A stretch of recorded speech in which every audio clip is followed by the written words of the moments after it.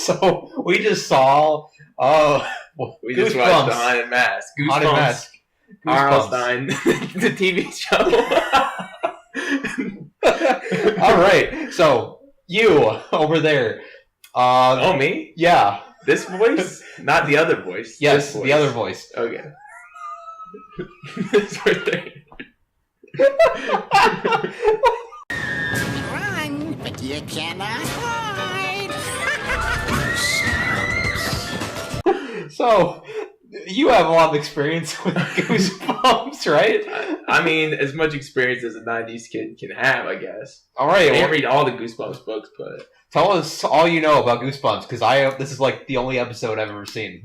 Well, I know that there are like 800,000 Goosebumps books. So there's no way as a kid you could ever read them all. You can never read all the Goosebumps books. But you could watch all the TV shows, which I did. And, The Haunted Mask, which we watched today, is like one of like the number one.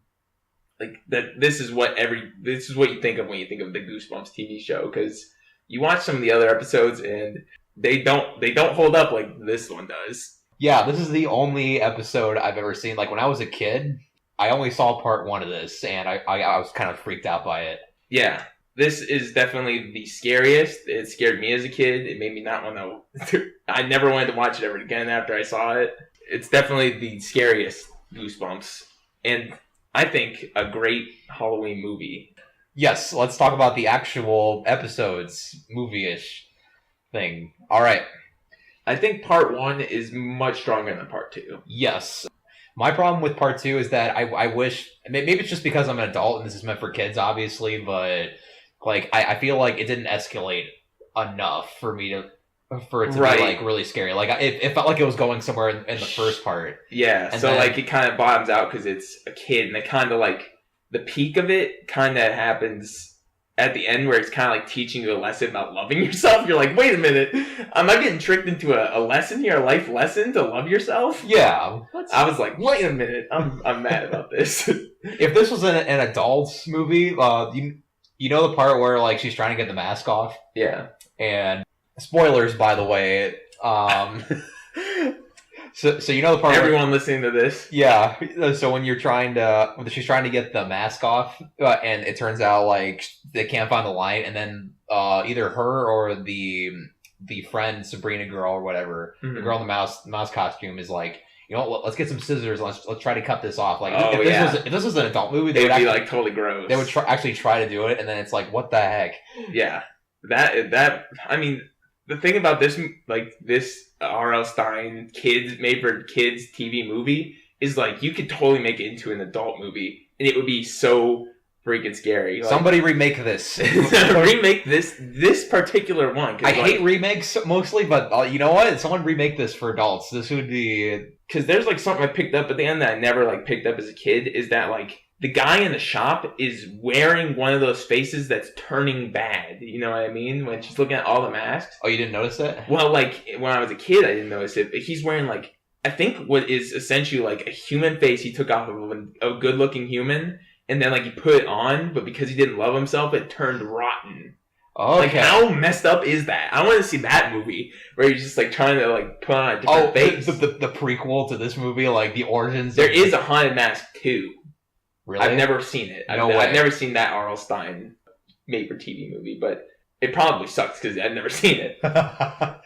Or maybe it's a hidden treasure. I had this one on VHS, and I had Night in Terror Tower, which maybe we'll do a review on that one as well. If you, all these people listen to this, like this, which is going to be no one.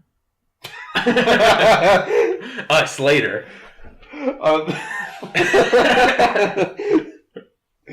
Speaking of VHS, as we were watching this, you were commenting on like how much it's not as the magic's not really there. Yeah, like the CGI in this is bad. We're watching this on like on a flat screen, high-sense TV. Yeah, that a lot of these Goosebumps movies, like if you go back, you get the VHS and you pop it into a CRT TV, it's gonna look way better and it's gonna be way scarier because like.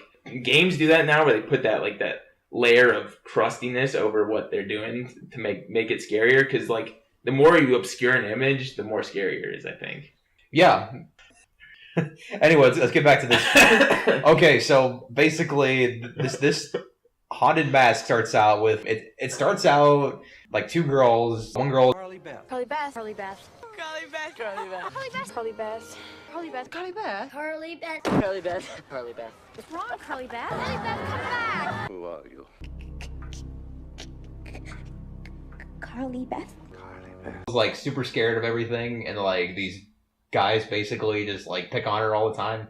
Your typical kid story, Yeah, which is like playing right into the hand of like half the people watching this, because like, you know, we're all nerds if we're watching Goosebumps when we're kids, I guess. I don't know. Did cool kids watch Goosebumps? I don't think so. I don't think so. They weren't reading the books and watching the TV show, so it's like, yeah, we got bullied as kids. And by someone. I mean, someone always has a bully. Like, you always have a bully. Yeah. Like, no matter how big on the chain you are, someone in our school always had a bully, I think. Yeah, that one guy. Yeah, the one guy. The one guy. I almost said his name. I'm like, you know what? I'm not gonna. the biggest guy in the school. He's always. He wasn't the biggest guy in the school. The biggest guy in the school was pretty cool, but it's just like he was bigger than me. But like, he would always try to bully you. Yeah. Yeah. I'm just saying that He didn't put worms in my sandwich though. It's a good motivator for a children's, you know, scary movie. Yeah, it's like she's getting bullied and she wants revenge. That's the plot of this movie. You know, it's weird. I'm not annoyed. It doesn't feel pandering or annoying to watch. Like, even though like the acting's it's not like the acting's not the best. Like, it's not even good. I would consider it good. But, like, I think everything else, like, just the basic plot and the light... I like the lighting. The lighting is great. The whole set is great. Yeah, the first half of it is great. The whole setting. I love the whole setting of this. Like I said, very Halloween-y. There's decorations everywhere. Like, it's foggy and scary. It literally starts out with the narrator... they do, like, the classic lighting effect. That is R.L. Stine. Did you know that? Oh, really? He introduces every single Goosebumps. Hello, I'm R.L. Stine. I write the Goosebumps books. You're not R.L. Stine. I am. He says, I'm R.L. Stine, and this is Goosebumps. That's awesome. Well, anyway, like, he's doing the classic half his face in shadow and half his face is in the light kind of thing. I think a lot of these 90s movies have better lighting, like very scary, very, very practical lighting. Or they had to make up for the fact that they're playing on a crappy VHS tape. That's true, yeah. So they gotta make it like... It's almost like an old black and white film, you know what I mean? Like, they really did the lights light and the darks very dark. Oh, yeah. So, I think a lot of the new movies are like, this looks so good, you gotta see everything, dude. We're gonna make everything kind of lit, you know what I mean? If this movie came out, like, this year, and it looked like this, would you still like it? Yeah, for sure. I like the grittiness of this a lot. Yeah. Like old... They still have to use practical effects in this and everything. The premise is like super... The premise is super simple. It's nothing special, I don't think. It's basically, you have the main character, the main kid character being bullied. She wants revenge on the bullies. She's gonna get revenge. And she does. She does, She holds him up by head on stick point. You know what I mean? She's like, give me all your sorries, and she holds her own head up to them and makes them say sorry. Yeah, I would be freaked out by that. If they did make her eat a worm though. So what's worse, like seeing a supernatural head on the end of a stick or eating a worm? It's a supernatural head, so it's not a real head, but it's a supernatural fake head. Yeah. If it was a real head, I would say that's worse. I've never seen a real head on a stick, so I couldn't tell you. I've also never eaten a worm, so I couldn't tell you. I imagine eating a worm's not that bad, though. We want to talk about the costumes. Oh, like the masks? Yeah. Ooh, yeah. The masks are great. Like, they definitely got some high quality Halloween masks. I know. Some Halloween store. I've never seen a mask like that, though. Like the haunted mask. Oh, that specific green mask. Well, I'm just saying, like, it's a very unique kind of mask, I think. They made something real freaky and special for this movie. Yeah. I think this is one of the movies in, like, the series that surpassed... I don't know if it surpassed the book. I don't remember the book, but do you remember the cover? Like, did the mask show up on the cover? The mask did show up on the cover. Okay, it didn't look exactly like that mask. It kind of, like, resembled... It was inspired by it. Mask. Yeah, okay. A little bit. So there was. I think the there one was on the template. cover looks more like a goblin. Okay, so did the author draw all those, or was there like an illustrator? It was. I'm sure there's an illustrator.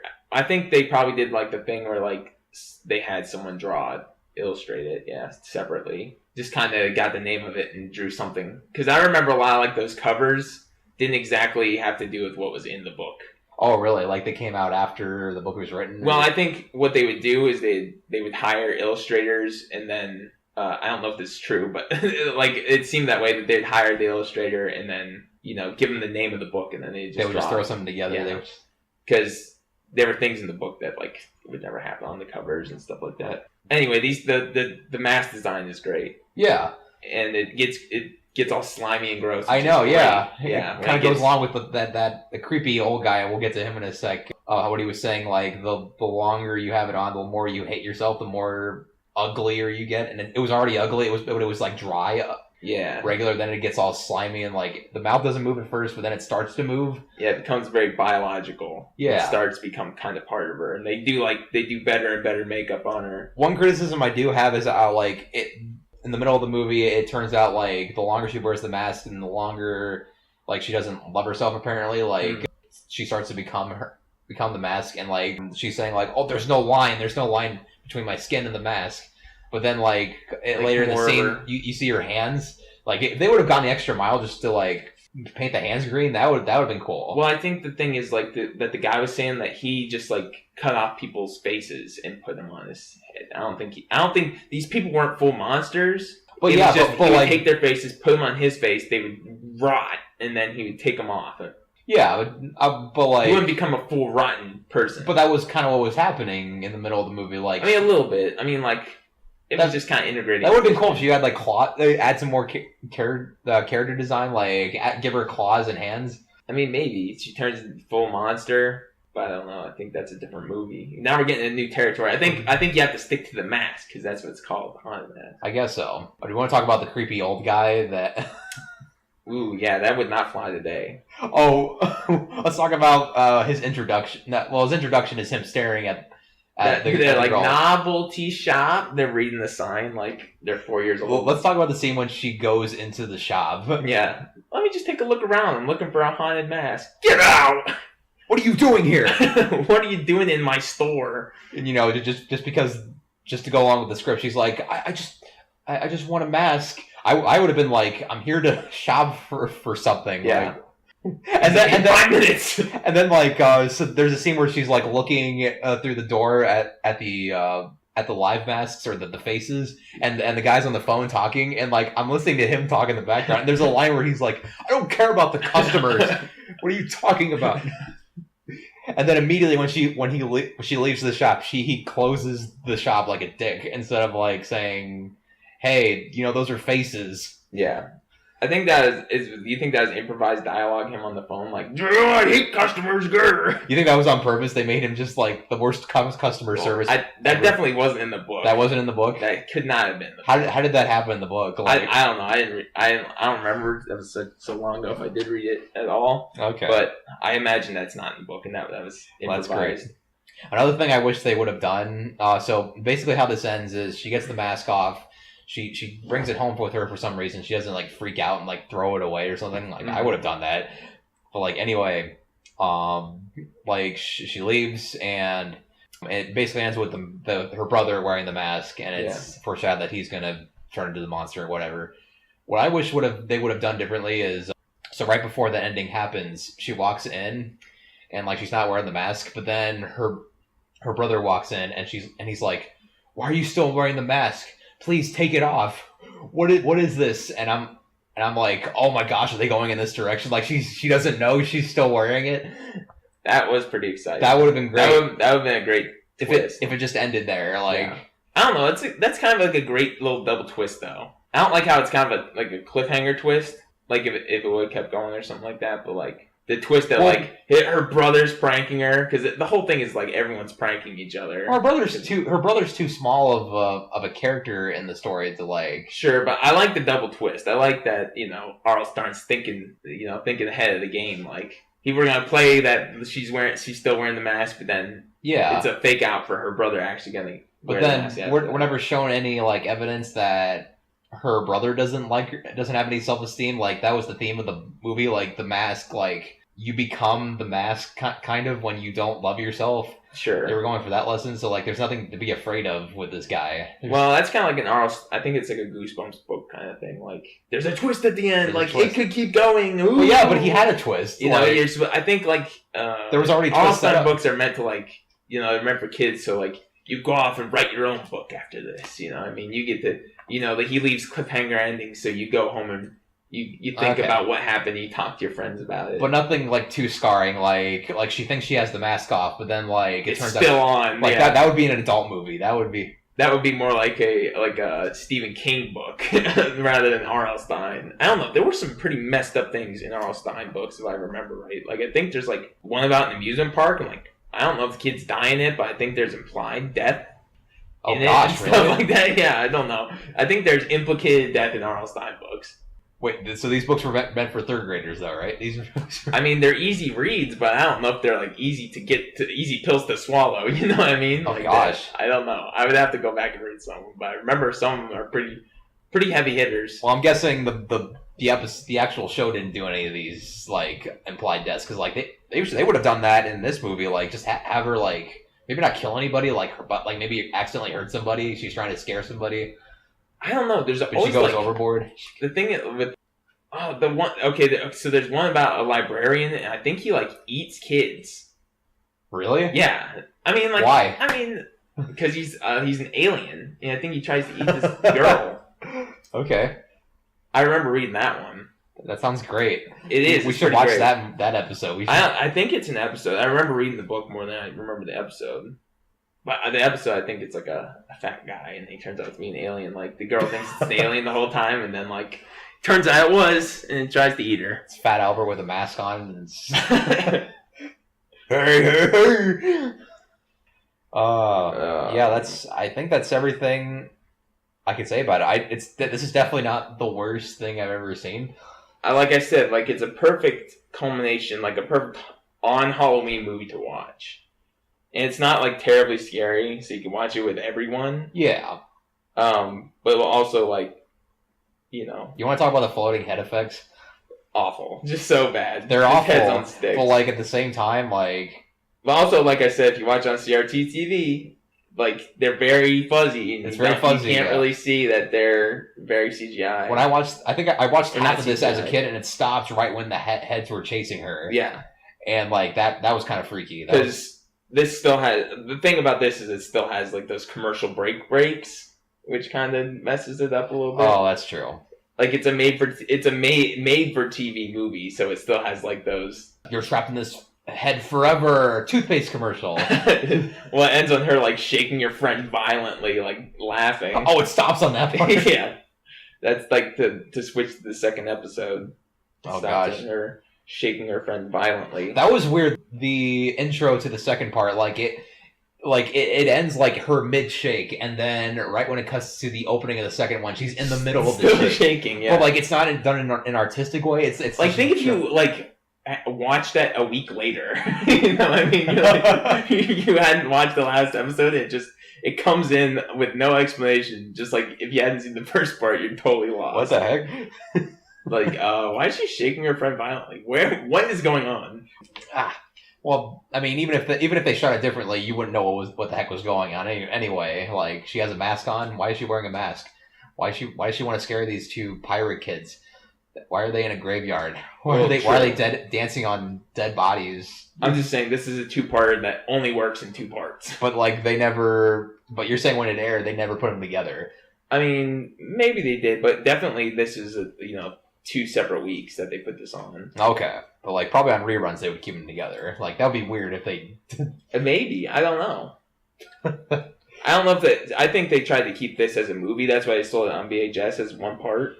All right, let's finish up this masterpiece of this first part masterpiece. Second part, it's okay. Yeah, that's my review of it. It's the first part's like really great, and then the second part it deflates. Maybe it's just you need the second part though. You do need the second part. I think yeah, as a story it flops a little bit. You like the first part's where you love it as an adult, and the second part is where it continues to get you as a kid, but less as an adult watching it on as an adult, I'm asking, HD TV. I want more. Like, I want more from that sort. Yeah. I really wish it would have kept going. But it's entertaining all the way through. Yeah. I mean, you got the float. You got like a little bit of cheese in there to laugh at. Oh yeah. But also, like, you're having a good time throughout the whole thing, and you're like your stomach's a little turned.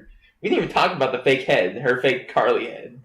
Fake Carly head. I mean, what is there to say about her about that? That's pretty scary imagery for a kid. This has a lot. Like, my last review of this thing is that this is probably better than the book because the images in this are what gets you, and like you'll be thinking about for a long time is like her like mom made her fake head, and like that is super creepy, and it smiles at that one part, or like the high mask. Does the head not do that in the book?